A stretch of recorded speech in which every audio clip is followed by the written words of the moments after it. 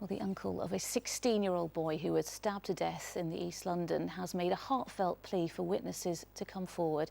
Ajmal Alom was stabbed in Poplar in a seemingly unprovoked attack on Monday, but those living nearby insist his death could have been prevented. Our senior correspondent, Ronke Phillips, explains. The uncle of the dead boy describes how he made a desperate dash to the hospital after he found out his sister's eldest child had been killed. So when I went to hospital, I find it everything is gone. She's dead. That's what I know. And how was your sister? She's collapsed. She's collapsed. And she's crying and she's already collapsed. And her husband also same way because they're the oldest son. The spot where Ajmal Alom bled to death is now marked by floral tributes from family and friends. The 16-year-old, who's been described as gifted, was stabbed in the thigh as he chatted to friends outside his home in Poplar. The attackers were all wearing hoods and bandanas.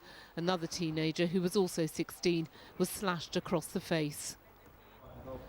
Today, police, some drafted in especially for their ability to speak Urdu or Hindi, carried out door-to-door inquiries, taking statements and eyewitness accounts.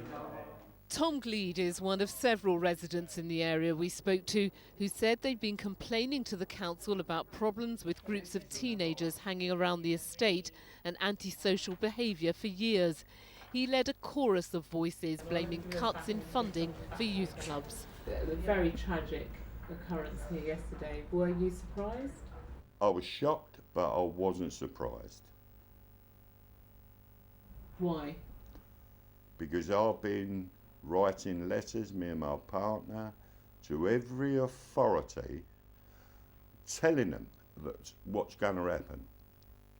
Ironically, Ajmal's death came less than a week before a visit to the estate by local dignitaries determined to deal with the problem.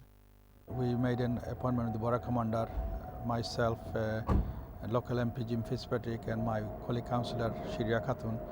The family of the teenager, who's believed to be the main suspect and also lived on this estate, have apparently been moved for their own safety as detectives continue their appeal for information which will lead them to the group of youths responsible. Ronke Phillips, ITV News.